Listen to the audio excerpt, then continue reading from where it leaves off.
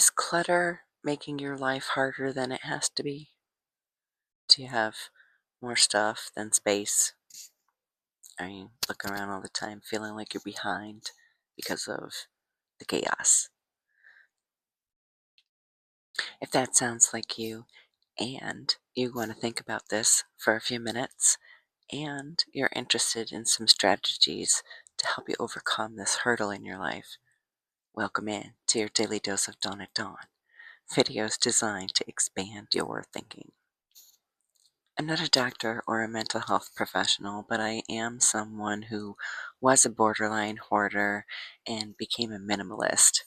And I'm going to talk a little bit about what I went through to get here, and you can put that through the U filter and see what you can apply into your own life. When you're able to do metacognition, thinking about your thinking, and you're able to do introspection, where you look inside yourself to see how you can do things differently, then that enables you to change behaviors that were shaped by trauma without looking at your trauma. So it's not, I keep these things because I have daddy issues. It's, I keep the thing because I feel like I might need it. And I've told myself this story that I might need it, and I'm believing that story. And our brains can really jump through some serious hoops to reinforce our limiting beliefs. And one of the ways this manifested for me is a story about a Christmas tree. We bought the tree and didn't realize we needed to take it straight home and get it into water. I don't remember what we did, but we were out for a while. So we put the tree in the stand and it was not collecting the water. Okay, so that Thanksgiving, I had gone through my kitchen drawer and was getting rid of things I didn't need. And I had been making my turkey in a bag for the last several years. So I threw away my turkey baster. And now fast forward to December, I've got this tree that won't suck up water. So I need to get the water out of the tree stand. And how could I do that with a turkey baster I didn't have?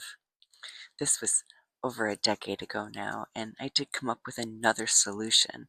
But after that, when it came to deciding if I was going to keep something or not, my brain would reference stories like that. Oh, yeah, even though it's something simple, when you get rid of it, that's when you need it most.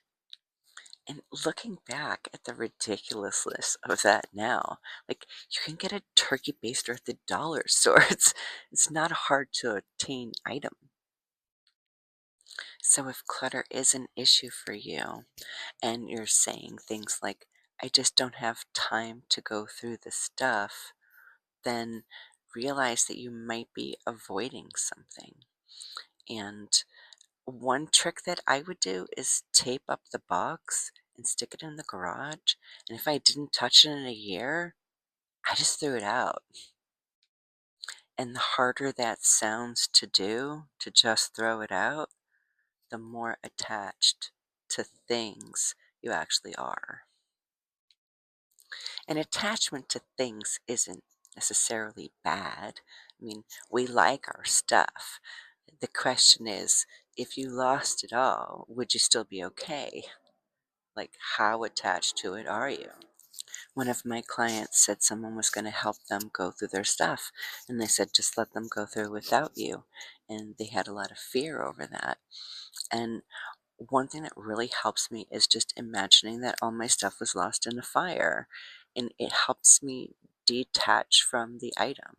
Most items are completely replaceable. If they're photos, hopefully you've got digital copies and they're stored online somewhere.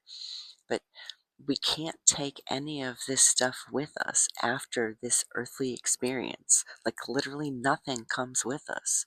So all that stuff you have in storage, why? Start asking yourself, don't need these things. I can't take them to the great beyond. So if I'm not using them, and I can't give them to someone else to use. I keep them. And when you have less things and you can see all your floors and your house is cleaner, your mind is more clear, you really start to see the true benefit to not keeping clutter.